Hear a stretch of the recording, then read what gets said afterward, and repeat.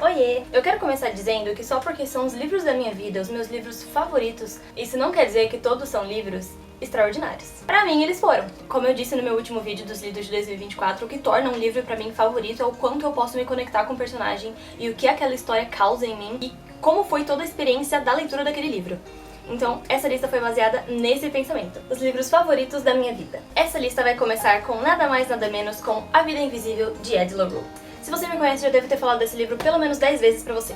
Esse livro é uma poesia sobre se apaixonar pela vida, sobre deixar o seu legado através das músicas, da arte, da literatura. Tem uma das narrativas mais lindas que eu já li e tá no top 1 livros favoritos da minha vida, porque a autora conseguiu encapsular perfeitamente todos os medos e pensamentos que eu tinha desde que eu era criança, que é ser esquecida. A história começa com a Ed La Rue entrando em pânico porque ela foi prometida a casamento, sendo que ela é muito jovem. E ela não quer pertencer a ninguém, ela não quer pertencer a lugar nenhum, ela só quer ser livre. E pelo fato dela estar disposta a oferecer qualquer coisa por essa liberdade, ela acaba chamando por um deus, só que quem atende é a escuridão, que ela não sabe, e ela sela um pacto com ele, a liberdade dela em troca da alma dela. Mas como ela não foi totalmente específica nesse pedido, ela acaba caindo em uma maldição, que ela realmente vai ser sim livre, ela vai viver pra sempre, ela vai ter a eternidade dada de bom grado por essa escuridão, só que ninguém vai se lembrar dela. A partir do momento que a pessoa vira as costas pra ela, ela é esquecida. O livro fica transitando entre esses primeiros anos da maldição e 300 anos depois, e tudo que ela fez durante esses séculos foi só tentar deixar sua marca no mundo de alguma forma. Ela se apaixonou por artistas durante os anos, escritores, músicos, artistas, e eles conseguiram capturar a essência dela, o máximo que a maldição permite, pra eternizar ela de alguma forma. A maldição, no caso, não deixa ela escrever o próprio nome, falar o próprio nome, ela não pode sair em fotografias, mas esses artistas que se apaixonaram por ela, mesmo esquecendo dela depois, conseguiram eternizar ela de alguma forma. E é só depois desses 300 anos que ela finalmente conhece alguém que se lembra dela. E essas pequenas palavrinhas de "eu me lembro de você" foi um baque enorme pra Ed, e pra mim também, porque eu acho que foi por conta dessa única frase que me fez ler o livro. Eu via quotes dela em todo lugar, eu vi a foto dessa frase em todo lugar e falei, que é isso? Depois de ela ter vivido anos e anos vivendo como um fantasma, alguém se lembra dela e sabe quem ela é. Sim, é aí que o mistério se desenrola, né? Por que esse Henry é o único que lembra dela? Todos os pensamentos que eu sempre tive e eu nunca consegui propriamente explicar, foi retratado ali naquele livro. Sobre essa questão do medo de esquecimento. Mas não é necessariamente um medo de que as pessoas que já passaram pela minha vida não esqueçam de mim. Não, é o mundo. É sobre o mundo. É sobre não querer ir embora daqui sem deixar alguma marca que seja. Deixar alguma coisa permanente, que prove que eu vivi aqui, que prove que eu esteja aqui. E citando uma das frases do livro, que também é uma coisa que realmente tocou muito meu coração. O que é uma pessoa sem ser as marcas que ela deixa pra trás? Porque prova muito pra gente que pelo fato da Ed não conseguir deixar nenhuma marca dela pra trás, nenhuma prova de que ela viveu, ela não existe.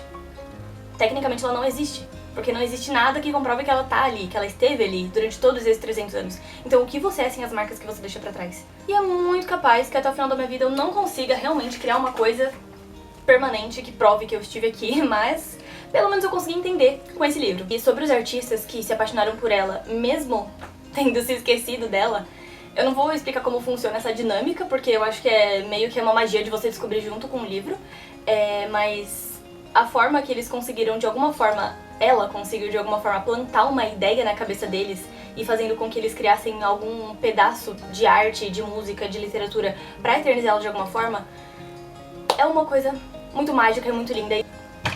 Também é uma outra frase desse livro que é: o quão incrível é ser uma ideia. Pra uma pessoa que não pode ser lembrada de nenhuma forma que seja, só o fato dela ter sido uma ideia na cabeça desses artistas,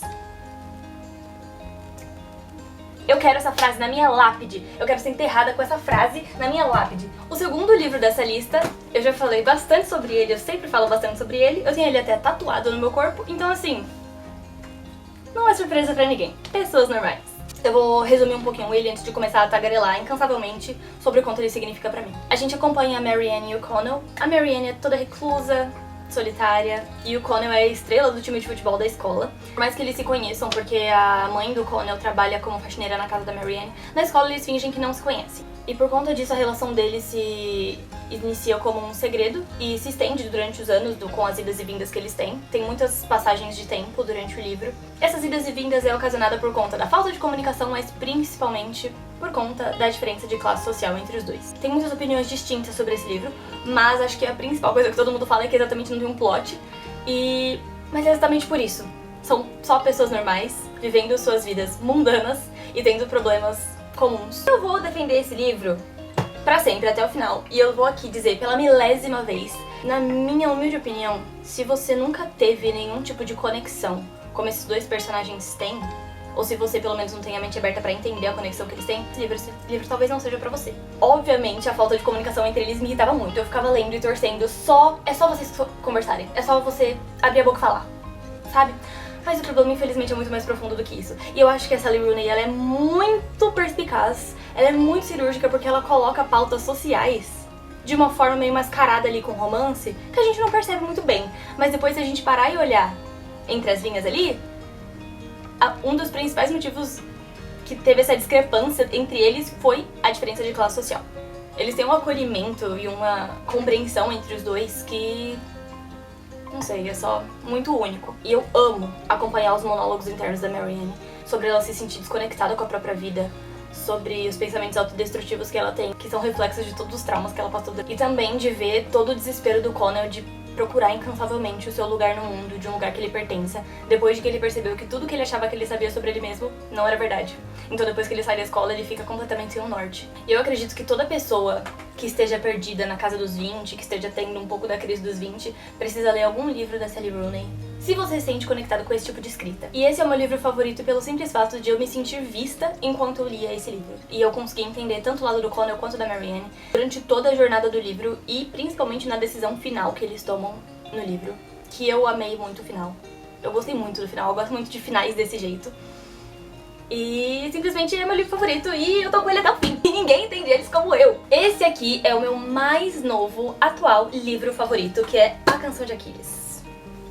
E eu ganhei ele físico de Natal. Olha como ele é lindo. Eu até ganhei uma dedicatória. Desde que eu li esse livro, eu penso nele constantemente.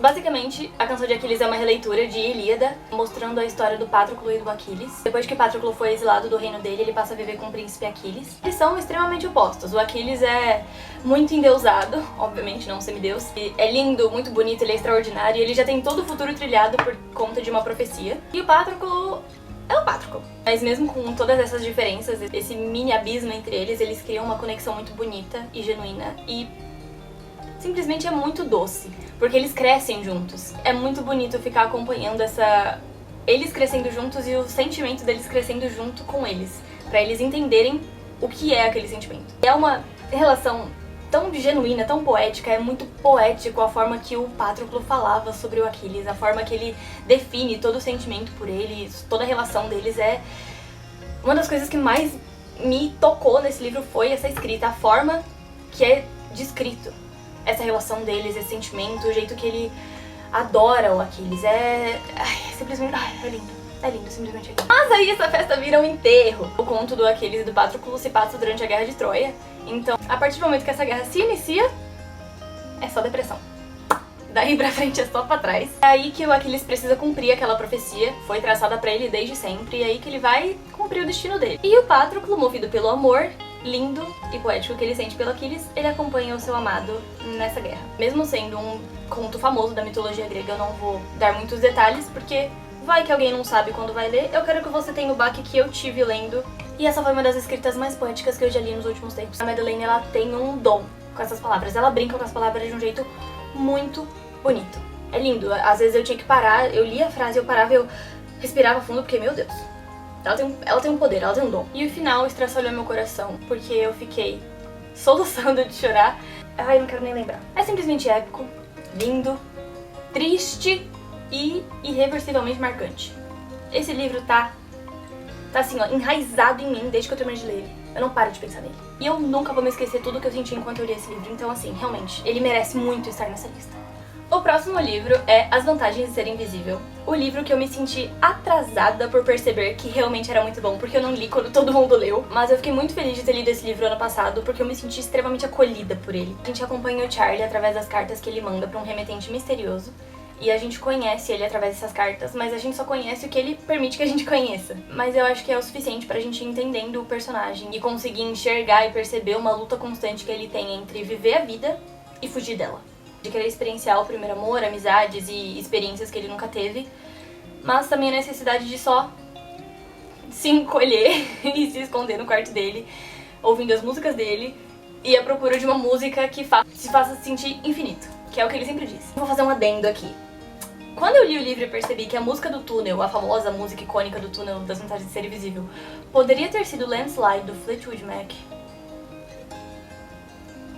Por que vocês tiraram isso de mim? Por quê? Mas assim, óbvio, Heroes do David Bowie também foi assim, icônica, né? Essa música já era icônica por si só, mas aí ela marcou uma geração depois desse filme mais ainda, né? Mas eu acho que Landslide, depois que eu percebi que seria Landslide, faria muito sentido. Pela letra, pro personagem. Ele vive mais tempo dentro da própria cabeça do que fora dela, e eu acho que foi um dos motivos pra eu ter me sentido tão acolhida pelo personagem. Mais uma vez, foi um dos momentos em que o autor foi capaz de pegar todos os meus pensamentos que eu tinha medo de compartilhar até comigo mesma e colocar em palavras pra mim. Então, muito obrigada.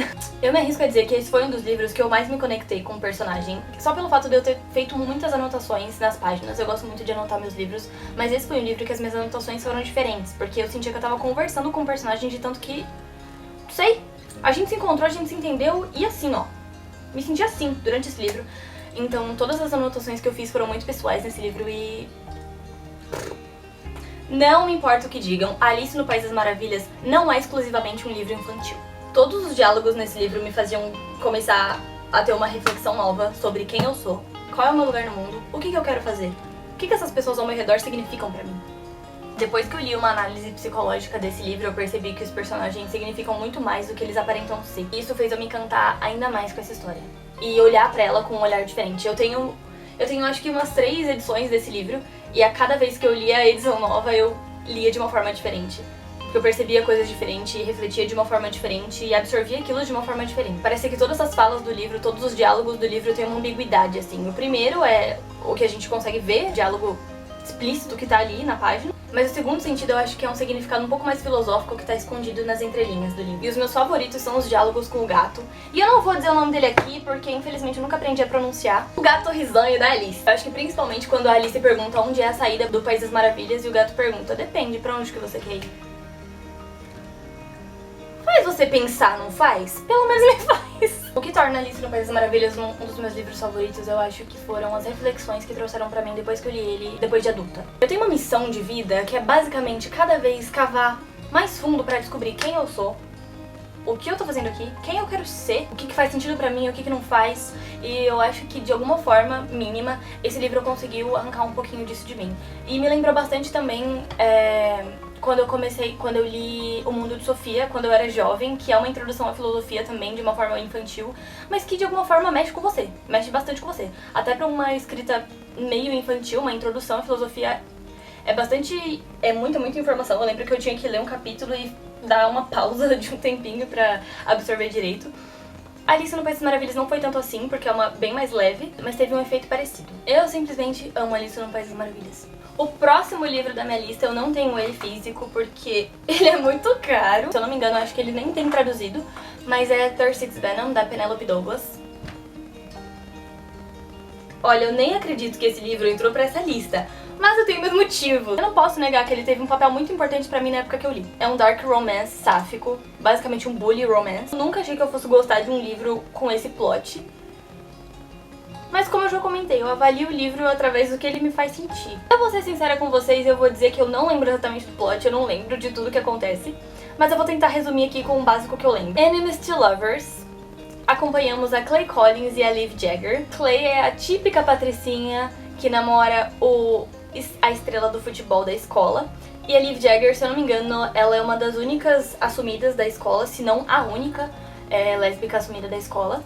E ela sofre muita perseguição, homofobia por conta disso. Como eu disse, é um dark romance, então tem várias coisas que acontecem aí que pode incomodar muita gente, e também me incomodou, mas eu já sabia onde eu tava me metendo quando eu comecei a ler, então eu só ignorei e continuei lendo. As personagens são muito bem construídas, um livro um pouquinho longo, se eu não me engano eu acho que tem umas 600 páginas, então tem um desenvolvimento muito bom, tem bastante tempo pra ter esse desenvolvimento. A Clay Collins, a patricinha diva, ela luta durante muito tempo com a homofobia internalizada dela e principalmente a heterossexualidade compulsória que ela tem. E durante o livro a gente vai acompanhando toda a desconstrução desses problemas pessoais que ela tem. E eu lembro de chorar durante a madrugada, enquanto eu tava lendo, quando ela finalmente se liberta, de uma certa forma, começa essa libertação dessa heterossexualidade compulsória, e ela se assume, fala com todas as palavras pra mãe dela, e enfim, foi uma coisa muito importante. Na época, foi como se isso tivesse aberto meus olhos pra questões pessoais que eu também estava passando. Mas isso aí é papo pra outro vídeo, também é uma questão muito pessoal. Mas eu amei a construção das personagens. E eu acho que o motivo principal pra estar na minha lista de livros favoritos é porque ele foi um pontapé muito importante na minha jornada pessoal. E vou repetir um disclaimer, é um dark romance, então se você tiver interesse em ler, procura a lista de trigger warnings. Mas eu indico bastante, é muito bom, eu adorei. Saltando de um dark romance pra um livro meio depressivo, A Biblioteca da Meia-Noite. Olha eu aqui de novo citando um livro onde a personagem tem problemas psicológicos. Esse é o tipo de livro que depois que eu terminei de ler, eu fiquei pensando, nossa, olha só o sol brilhando, olha os pássaros cantando, olha como a vida é bela, ai, vamos viver! E a personagem não bate muito bem da cabeça não, como eu já disse, né? A personagem principal é a Nora, ela tá passando por uma crise existencial lá por volta dos 32 anos de idade dela, e decide, né?